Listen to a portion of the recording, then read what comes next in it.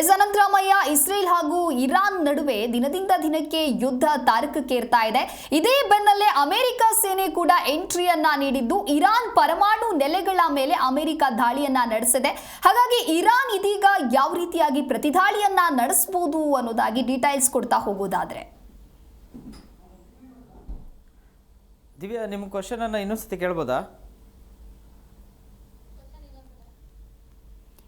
ಒಂದು ಕಡೆ ಇಸ್ರೇಲ್ ಹಾಗೂ ಇರಾನ್ ಯುದ್ಧಕ್ಕೆ ಅಮೆರಿಕ ಧುಮುಕಿರುವಂಥದ್ದು. ಇದಕ್ಕೆ ಸಂಬಂಧಪಟ್ಟಂತೆ ಮತ್ತೆ ಹೆಚ್ಚಿನ ಮಾಹಿತಿಯನ್ನ ನೀಡಲಿದ್ದಾರೆ ನಮ್ಮ ಪ್ರತಿನಿಧಿ ಅನಂತರಾಮಯ್ಯ ಲೈವ್ನಲ್ಲಿ.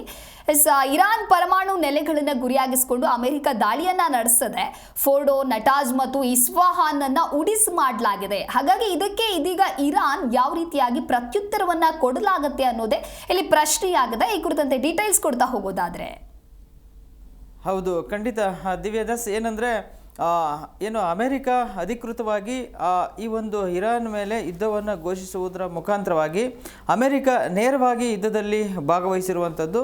ಏನು ಇರಾನ್ನ ಫಾರ್ಡೋ, ನಟಾಂಜ್ ಮತ್ತು ಇಸ್ಫಹಾನ್ ಏನು ಪರಮಾಣು ಒಂದು ಏನು ನೆಲೆಗಳ ಮೇಲೆ ತನ್ನ ಬಾಂಬನ್ನು ಹಾಕಿರುವ ಮುಖಾಂತರವಾಗಿ ಈಗ ಅಮೆರಿಕ ಅಧಿಕೃತವಾಗಿ ಯುದ್ಧಕ್ಕೆ ಸಜ್ಜಾಗಿದೆ ಅಂತ ಹೇಳ್ಬೋದು. ಈ ಮುಖಾಂತರವಾಗಿ ಏನು ಕಳೆದ 2-3 ದಿನಗಳ ಹಿಂದೆ ಹೇಳ್ತಿದ್ದಂತಹ ಏನು ಅಮೆರಿಕ ಅಧ್ಯಕ್ಷ ಡೊನಾಲ್ಡ್ ಟ್ರಂಪ್ ಅವರು ಏನು ಯುದ್ಧಕ್ಕೆ ನೀವು ಸಿದ್ಧರಾಗಬೇಕು, ಇಲ್ಲ ಅಂದರೆ ಸರೆಂಡರ್ ಆಗಬೇಕು, ನಿಮಗೆ ಸರೆಂಡರ್ ಆಗಿಲ್ಲ ಅಂತಂದರೆ ಬೇರೆ ಆಪ್ಷನ್ಸ್ ಇಲ್ಲ ಅಂತ ಹೇಳ್ಬಿಟ್ಟು ಹೇಳ್ತಾ ಇದ್ರು. ಅದಕ್ಕೆ ತಕ್ಕಂತೆ ಇವತ್ತು ಏನು 3 ವಾಯು ನೆಲೆಗಳ ಮೇಲೆ, ಇರಾನ್ನ ವಾಯು ನೆಲೆಗಳ ಮೇಲೆ ದಾಳಿಯನ್ನು ಮಾಡಿರೋದ್ರಿಂದಾಗಿ ಇರಾನ್ ಒಂದು ಭಾರಿ ನಷ್ಟವನ್ನು ಅನುಭವಿಸುವಂತಹ ಪರಿಸ್ಥಿತಿ ನಿರ್ಮಾಣವಾಗಿದೆ.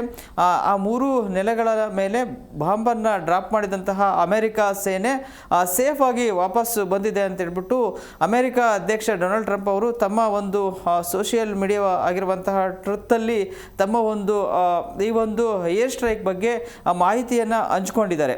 ಅದರ ಜೊತೆಗೆ ಈಗ ಅವರು ಅದೇ ಒಂದು ಟ್ರುತ್ ಸೋಷಿಯಲ್ ಮೀಡಿಯಾದಲ್ಲಿ ಹೇಳ್ತಿರುವಂಥದ್ದು, ಈಗ ಏನಿದ್ರೂ ಕೂಡ ನೀವು ಏನು ಸಂಧಾನದ ಮಾತನ್ನು ಆಡ್ಬೋದು ಅಂತ ಹೇಳ್ಬಿಟ್ಟು ಹೇಳಿದ್ದಾರೆ. ಅಂದರೆ ಏನು ಕಳೆದ ಹಲವು ದಿನಗಳಿಂದ ಯುದ್ಧ ಸ್ಟಾರ್ಟ್ ಆಗಿ ಇವತ್ತಿಗೆ 10ನೇ ದಿನ ಬಂದಿದೆ. ಈ ಸಂದರ್ಭದಲ್ಲೂ ಕೂಡ ಅವರು ಹೇಳ್ತಲೇ ಬರ್ತಾ ಇದ್ರು, ನೀವು ಸರೆಂಡರ್ ಆಗಬೇಕು ಅಂತ ಹೇಳ್ಬಿಟ್ಟು. ಆದರೆ ಯಾವಾಗ ಇರಾನ್ನ ಸುಪ್ರೀಂ ಲೀಡರ್ ಆಗಿರುವಂತಹ ಅಯತುಲ್ಲಾ ಅಲಿ ಖಮೇನಿ ಅವರು ಕೂಡ ಯಾವುದೇ ಕಾರಣಕ್ಕೂ ಕಾಂಪ್ರಮೈಸನ್ನು ಮಾತಿಲ್ಲ ಅಂತ ಹೇಳ್ತಾ ಇದ್ರು, ಆಗ ಅಮೆರಿಕ ಅಧ್ಯಕ್ಷ ಡೊನಾಲ್ಡ್ ಟ್ರಂಪ್ ಅವರು ಈ ಒಂದು ವಾರ್ನನ್ನು ಮಾಡಿದರು, ನೀವು ಇದಕ್ಕೆ ತಕ್ಕ ಪ್ರತ್ಯುತ್ತರವನ್ನು ಕೊಡಬೇಕಾಗತ್ತೆ ಅಂತ ಹೇಳ್ಬಿಟ್ಟು. ಅದಕ್ಕೆ ತಕ್ಕಂತೆ ಈಗ ಏರ್ ಸ್ಟ್ರೈಕನ್ನು 3 ವಾಯುನೆಲೆಗಳ ಮೇಲೆ ಮಾಡಿ ದೊಡ್ಡ ಮಟ್ಟದ ಒಂದು ನಷ್ಟವನ್ನು ಉಂಟು ಮಾಡಿದ್ದಾರೆ. ಇದರ ಜೊತೆಗೆ ಈಗ ಇರಾನ್ ಯಾವ ರೀತಿಯಾದಂತಹ ಇದಕ್ಕೆ ಪ್ರತ್ಯುತ್ತರವನ್ನು ನೀಡುತ್ತೆ ಅನ್ನೋದು ಬಹುಮುಖ್ಯವಾಗಿರುವಂತಹ ಪ್ರಶ್ನೆ.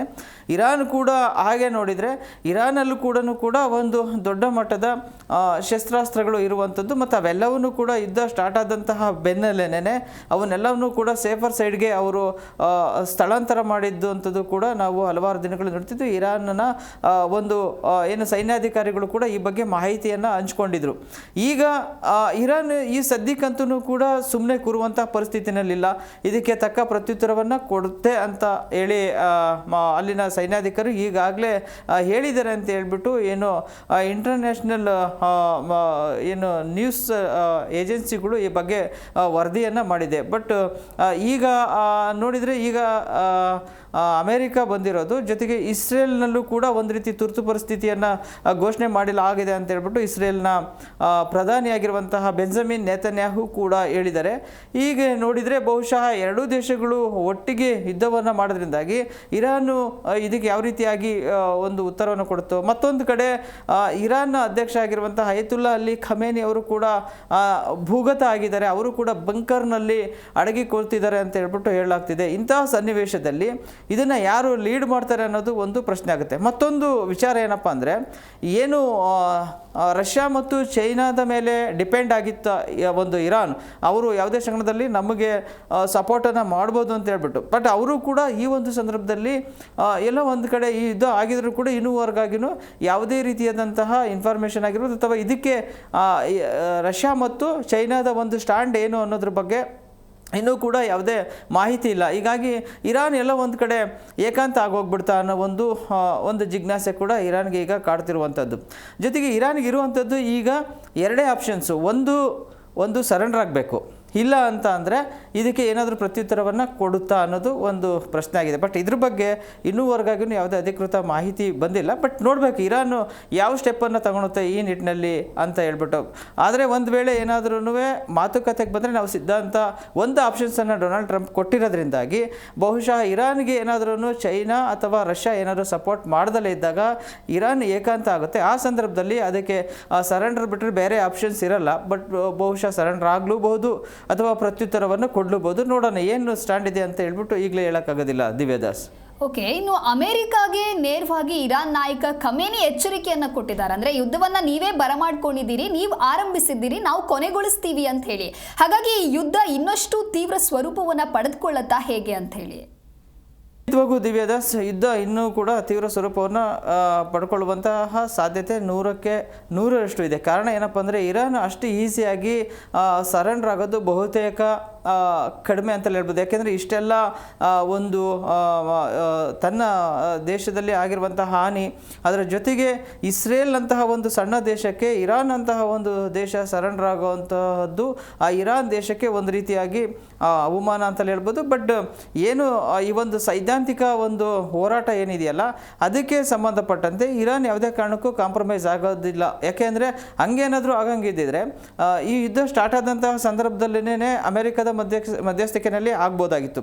ಆದರೆ ಇಲ್ಲಿ ಅಮೆರಿಕ ಒಂದು ನಿಲುವೇನಿದೆಯಲ್ಲ, ಏನು ಇವರ ಒಂದು ಪರಮಾಣು ಒಂದು ಒಪ್ಪಂದಕ್ಕೆ ಸಂಬಂಧಪಟ್ಟಂತೆ ಇರಾನ್ ಮೊದಲಿಂದಲೂ ಕೂಡ ಅದಕ್ಕೆ ಸಹಿ ಆಗದೆ ಇರುವಂಥದ್ದು, ಜೊತೆಗೆ ಇಸ್ರೇಲ್ ಕೂಡ ಏನು ಇದನ್ನು ಪದೇ ಪದೇ ಹೋಗಿ ಒಂದು ರೀತಿ ಅಮೇರಿಕಾಗೆ ಕಂಪ್ಲೇಂಟ್ ಮಾಡುವಂಥ ಒಂದು ರೀತಿ ಏನಿದೆಯಲ್ಲ ಅದನ್ನು ಅಮೇರಿಕ ಅದನ್ನು ಒಂದು ರೀತಿಯಾಗಿ ನಾನೇ ಇದನ್ನು ಮುಂದೆ ನಿಂತು ಬಗೆಹರಿಸ್ತೀನಿ ಅಂತ ಹೇಳ್ಬಿಟ್ಟು ಹಲವಾರು ಬಾರಿ ಡೊನಾಲ್ಡ್ ಟ್ರಂಪ್ ಅವರು ಕೂಡ ಹೇಳಿರುವಂತಹ ವಿಚಾರವನ್ನು ನೋಡಿದಾಗ ಇದು ಒಂದು ರೀತಿ ಇರಾನನ್ನು ಪ್ರವೋಕ್ ಮಾಡಿದ ರೀತಿಯಲ್ಲಿ ಇತ್ತು.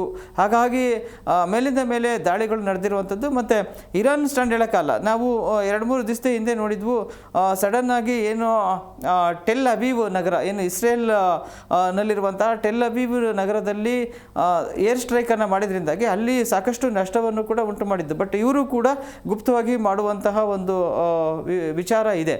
ಈಗ ಅಮೆರಿಕ ಯಾವ ರೀತಿಯಾಗಿ, ಇಸ್ರೇಲ್ ಯಾವ ರೀತಿಯಾಗಿ ಒಂದು ರೀತಿಯಾಗಿ ಅವರಿಗೆ ಮಾಹಿತಿ ಇಲ್ಲದಲೇ ಒಂದು ತಮ್ಮ ಒಂದು ಏನೋ ಒಂದು ಆಂತರಿಕ ಒಂದು ಭದ್ರತೆಯ ಮುಖಾಂತರವಾಗಿ ಯಾವುದೇ ಇನ್ಫಾರ್ಮೇಷನ್ ಇಲ್ಲದಲೇ ಯಾವ ರೀತಿಯಾದಂಥ ಏರ್ ಸ್ಟ್ರೈಕನ್ನು ಮಾಡಿದ್ರು, ಹಂಗೆ ಅದು ಕೂಡ ಮಾಡುವಂಥ ಚಾನ್ಸಸ್ ಇದೆ. ಬಟ್ ಇಷ್ಟೇ ಅಂತ ಹೇಳೋಕ್ಕಾಗೋದಿಲ್ಲ. ಖಂಡಿತವಾಗೂ ಕೂಡ ನೀವು ಹೇಳಿದ ರೀತಿಯಲ್ಲಿ ಇದು ಮತ್ತಷ್ಟು ಸಂಘರ್ಷಕ್ಕೆ ಎಡೆಮಾಡಿಕೊಡುತ್ತೆ. ಬಹುಶಃ ಒಂದು ವೇಳೆ ಈಗ ಏನಾದ್ರೂ ಚೈನಾ ಮತ್ತು ರಷ್ಯಾ ನ್ಯೂಟ್ರಲ್ ಆಗಿದ್ದಾರೆ, ಹಾಗಾಗಿ ತಕ್ಷಣಕ್ಕೆ ಯಾವುದೇ ರೀತಿಯಾದಂಥ ದೊಡ್ಡ ಮಟ್ಟದ ಸಂಘರ್ಷ ಇಲ್ಲ. ಬಹುಶಃ ಅವರೇನಾದ್ರೂ ಇರಾನ್ ಸಪೋರ್ಟ್ಗೆ ಏನಾದರೂ ನಿಂತರೆ ಅಲ್ಲಿಗೆ 2 ಭಾಗ ಆಗುತ್ತೆ, 2 ಗುಂಪುಗಳಾಗ್ತವೆ. ಒಂದು ಇಸ್ರೇಲ್ ಮತ್ತು ಅಮೆರಿಕ, ಮತ್ತೊಂದು ಇರಾನ್, ರಷ್ಯಾ ಮತ್ತು ಚೈನಾ. ಈ 2 ಡಿವೈಡ್ ಆಗಿರೋದ್ರಿಂದ ಖಂಡಿತವಾಗೂ ಕೂಡ ಇದು ಈಗಿನ ಒಂದು ವಾತಾವರಣ 3ನೇ ಮಹಾಯುದ್ಧಕ್ಕೆ ಸಂಘರ್ಷವನ್ನು ಮಾಡಿಕೊಡ್ಬೋದು. ಬಹುಶಃ ವಿಶ್ವಸಂಸ್ಥೆ ಇದೆ ಅಂತಹ ಒಂದು ಸಂದರ್ಭಕ್ಕೆ ಹೋಗೋದಲ್ಲ ಅಂತ ಹೇಳ್ಬೋದು. ಬಟ್ ಇಂಥ ಸಂದರ್ಭದಲ್ಲಿ ವಿಶ್ವಸಂಸ್ಥೆ ಪ್ರಮುಖವಾಗಿ ಒಂದು ನಿರ್ಧಾರವನ್ನು ಕೈಗೊಳ್ಳಬೇಕಾಗುತ್ತೆ. ವಿಶ್ವಸಂಸ್ಥೆಯೂ ಕೂಡ ಕಳೆದ ವಾರದಲ್ಲಿ ಒಂದು ಭದ್ರತಾ ಮಂಡಳಿಯಲ್ಲಿ ಸಭೆಯನ್ನು ಕೂಡ ಮಾಡಿತ್ತು. ಈ ಸಂದರ್ಭದಲ್ಲಿ ಏನು ಮಾಡ್ಬೋದು ಅಂತ ಹೇಳ್ಬಿಟ್ಟು ಎಲ್ಲೋ ಒಂದು ಕಡೆ ವಿಶ್ವಸಂಸ್ಥೆನೂ ಕೂಡ ಅಮೆರಿಕ ಹೇಳ್ದಂಗೆ ಕೇಳುತ್ತೇನೋ ಅಂತ ಒಂದು ಇದೆ. ಪ್ರಬಲ ರಾಷ್ಟ್ರಗಳೇನಿದಾವಲ್ಲ ಆ ಪ್ರಬಲ ರಾಷ್ಟ್ರಗಳನ್ನು ಮಾತನ್ನು ಮೀರೋಕ್ಕಾಗೋದಿಲ್ಲ. ಯಾಕೆಂದರೆ ವಿಶ್ವಸಂಸ್ಥೆಗೆ ಅತಿ ಹೆಚ್ಚಿನ ಕಾಂಟ್ರಿಬ್ಯೂಷನ್ ಇರುವಂಥದ್ದೇ ಅಮೆರಿಕದಿಂದ ಹಾಗಾಗಿ ಹಾಗಂತ ಹೇಳಿಬಿಟ್ಟು ಅದನ್ನು ಡೈರೆಕ್ಟಾಗಿ ಬಹಿರಂಗವಾಗಿ ವಿಶ್ವಸಂಸ್ಥೆ ಹೇಳ್ಕೊಳಕ್ಕಾಗಲ್ಲ. ಬಟ್ ಒಂದು ವಿಶ್ವಸಂಸ್ಥೆ ಅನ್ನೋದಿದೆ. ಇಂತಹ ಒಂದು ಸಂದರ್ಭದಲ್ಲಿ ವಿಶ್ವಸಂಸ್ಥೆ ಮಧ್ಯಸ್ಥಿಕೆಯನ್ನು ವಹಿಸಿ ಏನು ತೀರ್ಮಾನವನ್ನು ಕೈಗೊಳ್ಬೋದು, ಸಂಧಾನಕ್ಕೆ ಮುಂಬರ್ಬೋದಾ ಅಥವಾ 2 ಗುಂಪುಗಳ ನಡುವೆ ಏನಾದ್ರೂ ಇಂತಹ ಒಂದು ಮೆಸೇಜನ್ನು ಕೊಡ್ಬೋದಾ ಅನ್ನೋ ಒಂದು ನಿಟ್ಟಿನಲ್ಲಿ ವಿಶ್ವಸಂಸ್ಥೆ ಪಾತ್ರ ಬಹುಮುಖ್ಯವಾಗುತ್ತೆ. ಈಗೇನಾದರೂ ವಿಶ್ವಸಂಸ್ಥೆ ಈ ಬಗ್ಗೆ ತೀರ್ಮಾನ ಕೈಗೊಳ್ಳುತ್ತಾ ಅನ್ನೋದನ್ನು ನೋಡಬೇಕಾಗುತ್ತೆ. ದಿವ್ಯದಾಸ್. ಓಕೆ, ಥ್ಯಾಂಕ್ ಯು ಅನಂತರಾಮಯ್ಯ, ನಿಮ್ಮೆಲ್ಲ